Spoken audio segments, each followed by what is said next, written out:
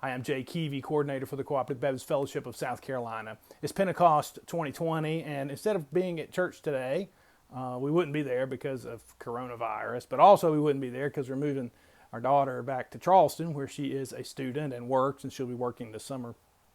And it's been such a hard week with the killing of George Floyd and the protests that have followed, protests that also involve outrage over the killing of Ahmaud Arbery and Breonna Taylor throughout the country.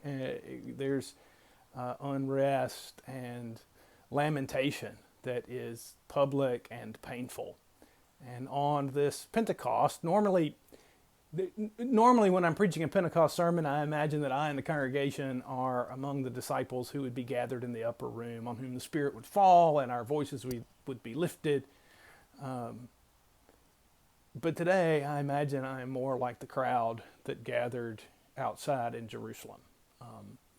The crowd that gathered because they heard a clamor and fire and smoke and voices raised. And so I invite you on this Pentecost to listen to the voices of lamentation, to hear what the Spirit might be saying through people who are outraged and harmed and hurt.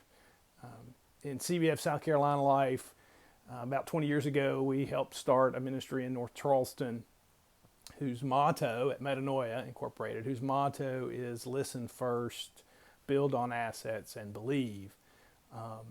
This is a moment to practice part of what we've learned in that ministry, which is listen first. Listen to the voices of pain.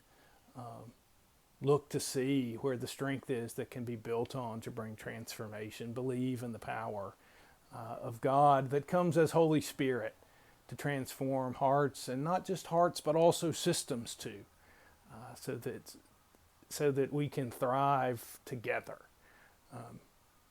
On this Pentecost, listen first. Listen to your ministers whose hearts are inclined towards you, who want you in faithfulness to oppose what are oppressive and harmful systems and ways.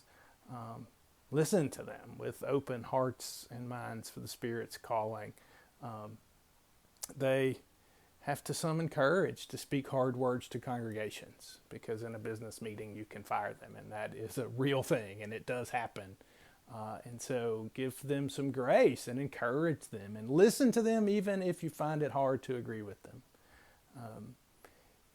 Pentecost is a miracle of proclamation that came in languages and ways and words that no one expected.